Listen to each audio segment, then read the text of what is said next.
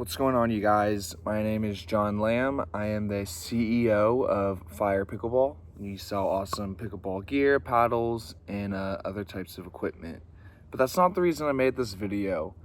I have a former tennis background, playing in some high-level tournaments, and on the pickleball wave, I decided to try out pickleball just like everyone else. So I just kind of want to say my experience of tennis and pickleball, which one's better, which one should be more respected, and ultimately, why did pickleball get such a rise and tennis has kind of stayed stagnant throughout the years. So I've coached, tennis and pickleball, and the biggest thing I would say is barriers to entry. Not just financially with tennis, with the idea that you have to get an expensive racket, strings, shoes. You need shoes, but you really don't need shoes. In pickleball, you're not moving as much. But ultimately, barriers to entry athletically and financially, right? A lot of people don't want to restring their racket and pay for all these expenses. I know a lot of tournaments cost money and stuff. And ultimately, if you want to get good at tennis, it might take maybe 2 years, a year and a half from a beginner, when pickleball could be maybe a month, 3 weeks. Certain things like a closed position, split step, serve, returning, these are all much harder in tennis, at least learning in that initial kind of process. So the growing phase of being a beginner is so much harder in tennis, and it's actually really easy in pickleball because when you swing a wiffle ball with a paddle, you can kind of swing pretty hard and it's not going to go flying. However, in tennis, you really need to figure out your grip, the continental grip, semi-western, eastern grip, continental for serves and volleys. When in pickleball, you kind of just don't even think about your grip as much, even though it's still important. It's not as important as it would be in tennis. So where I'm at too is another reason I think pickleball is not surpassing tennis, but definitely giving it a run for its money, is that tennis is an international sport.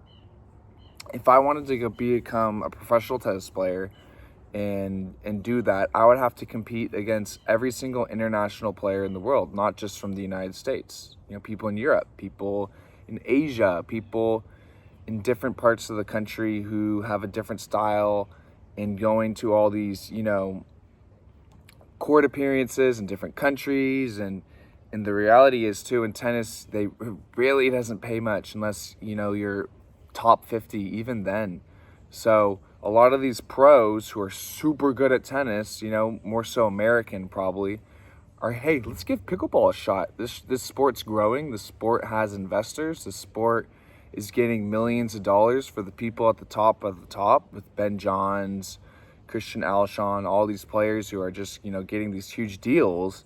Ultimately, I see a gold rush, right? Because there's a supply and demand imbalance of tennis being an international sport and pickleball, for the most part, being a national sport, specifically in the USA. So that, on top of the prize money and how kind of ridiculously low it is in tennis, and how it's increasing in pickleball, right? Because it's not super high in pickleball, right? But with how young the sport is, with how much it's growing, the amount of how high the prize money is already is crazy. Not crazy, but it's higher than I'd think, and I think it's only going to get higher. Rec level play, right? Pickleball is more social, right? I could play with family, friends, old, young, male. I can play tennis, male, female too, but there is a kind of exclusivity in tennis, that kind of country club mindset of, when pickleball is kind of like you're going to the park and you can kind of jump in with whoever you want. Even if I'm better than someone else on the other side, it'll still somehow, I can work on my dinks and prolong the rally, and I can kind of still get better. Even though I'll be a better player than my opponents, I can still get better and still have fun. When in tennis, if you're the better player playing against someone worse, it really wouldn't work out and be any fun, realistically. So ultimately, why is pickleball on the rise and tennis is kind of stagnating? I would say barriers to entry, right? Equipment wise, you don't need to restring your racket.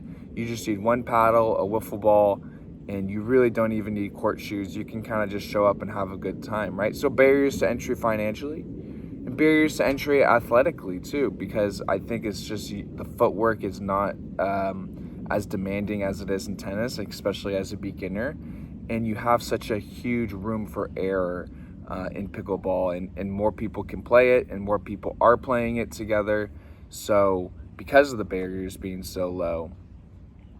Now what's my third reason why pickleball is getting more and more popularity is because, well, since a lot of people are playing it, a lot of people want to see it at the pro level, and in tennis, that's been lacking, right? A lack of an audience since it's such an international sport. And people want to get paid, right? If you're not a top 50 tennis player in the world, you're not going to be making as much money as you think you would, which is kind of sad. And people are seeing the opportunity in pickleball. So we're looking at a lot of college professional, not professional, but college D1, really good tennis players saying, hey, I'm going to give pickleball a shot. And for some of them, it's working out. So comment below. Do you think pickleball is taking over tennis?